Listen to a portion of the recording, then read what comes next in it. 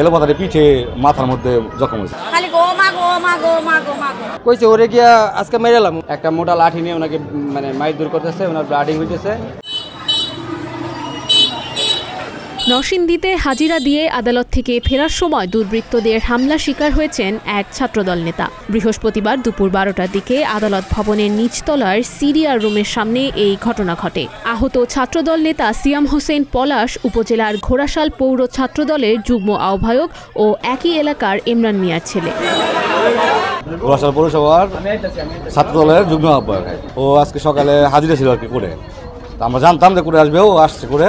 তো 11টার সময় আমার এক বন্ধু যে আজিজুল, ও ফোন দিচ্ছে আমার, যে বলতেছে এমন এমন ওরে কোটের ভিতরে মারছে আর কি, যে গারদের সামনে একবার কোটের ভিতরে 4-5 জন লোক গেছে, এলোপাতারি করে বাড়ি দিচ্ছে আর কি। আপনার যে স্টিলের পাইপ ছিল, হ্যাঁ, এগুলো দিয়ে এলোপাতারি পিঠে মাথার মধ্যে জখম হয়েছে। দেশের আইন এখন কোথায় চলে গেছে যে কোটের ভিতরে এরকম একটা ইয়ার ভিতরে সন্ত্রাসী আক্রমণ হয়েছে, এটা আমরা সুষ্ঠু বিচার চাই। কিছু অপরিচিত লোক ওকে অনাকাঙ্ক্ষিতভাবে আক্রমণ করছে কোটের ভিতরে।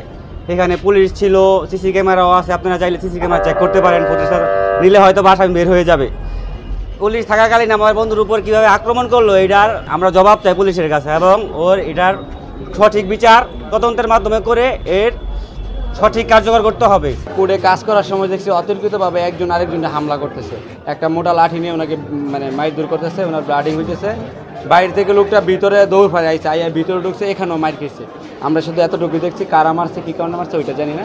তো রক্ত বেরিয়েছে পরে আমরা কয়েকজন মেয়ে তাদেরকে হসপিটালে নেওয়ার জন্য দিয়ে আসছি।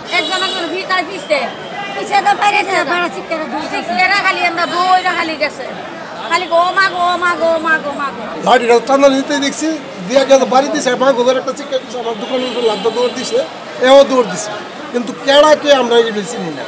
খাইতেছে লাঠি ডানে লইয়া, পরে কি হচ্ছে উনারে খারে সিগারেট খাইতেছে, পরে হেতানে হেনতানে আয়া এন্দা দেখছি গেলে আইছে না না না বাতিজের ভিতরে আজকে মাইরালাম এটা কয়া, পরে তানে তানে লাঠি লইয়া দূর থেকে একটা বাড়ি দাও সাথে সাথে তানে গোমা গোমা করে শিক্ষা কইছে ওরে গিয়া আজকে মেরেলাম। মাইরে পর 2-3 জন এদিকে আইয়া একজন ওই ওনারে আই হঠাৎ একটা বাড়ি মারছে বলে উনি দৌড় দিছে, পরে বাইরেতে ওই যে জজকোটের ভিতরে নিয়ে গেছে, নিয়ে ওইদিকে বাইরে ওরা ওই দিকে বাইরে গেছে। খুবই দুঃখজনক আজকে একটি দুর্ঘটনা ঘটে গেল কোর্টের মধ্যে, যেখানে আইনে আশ্রিত মানুষের সর্বোচ্চ নিরাপত্তা পাওয়ার কথা, সেখানে দুঃখজনক হলেও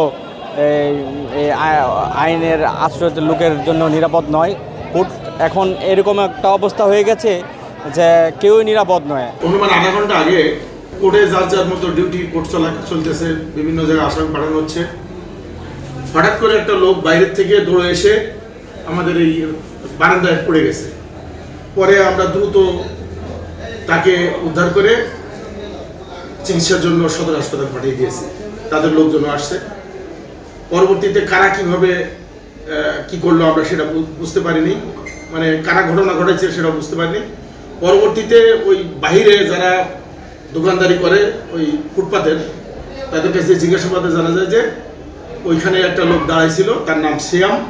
পরবর্তীতে জানা গেল ফকিরের একটা লাঠি নিয়ে তারে হঠাৎ করে একটা আকস্মিক বাড়ি দেয়। বাড়ি দিলে পর তার মাথা ফেটে যায়, সে আবার আশ্রয় নেওয়ার জন্য কোর্টের মধ্যে ঢুকে আশ্রয় নেয়।